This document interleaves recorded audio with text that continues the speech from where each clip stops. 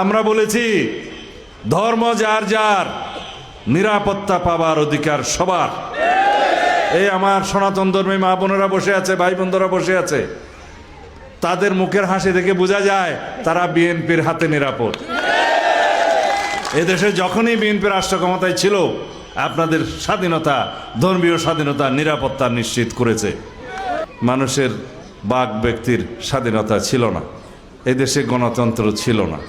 আপনারা কেউ নিরাপদে, শান্তিতে, মুক্ত পরিবেশে স্বাধীনভাবে ভোটাধিকার প্রয়োগ করতে পারেন নাই। পেরেছেন? এখন আপনারা সেই অধিকারটা ফেরত পেয়েছেন, রাষ্ট্রের মালিকানাটা ফেরত পেয়েছেন। আমরা সবাই রাজা এই দেশের, এই রাজত্বে আমরা সবাই এই রাষ্ট্রের মালিক। জনগণই হচ্ছে সার্বভৌম। সেই জনগণের ক্ষমতা ফেরত দেওয়ার জন্য আগামী 12 তারিখে ধানের শেষে একটা ভোট দেবেন। কারণ এই দেশের গণতন্ত্র, এদেশের জনগণ, এদেশের স্বাধীনতা একমাত্র জাতীয়তাবাদী দলের হাতে, বিএনপির হাতেই সুরক্ষিত। এইবারের নির্বাচন বাংলাদেশের ইতিহাসে সবচাইতে গুরুত্বপূর্ণ নির্বাচন।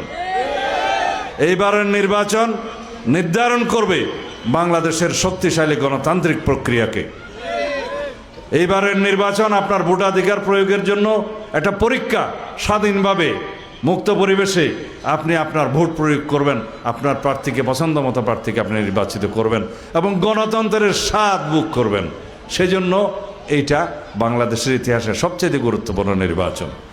এইবারের সংসদে, আগামীতে যেটা আপনারা নির্বাচিত সংসদ করবেন, সেই সংসদে বাংলাদেশের সবচাইতে বেশি আইন প্রণয়ন হবে এবং সবচাইতে বেশি সংবিধানের সংশোধনী হবে বাংলাদেশের মানুষের অধিকার রক্ষা করার জন্য, এই দেশের গণতন্ত্রকে সুসংহত করার জন্য এবং এই দেশের নিরাপত্তাকে নিশ্চিত করার জন্য।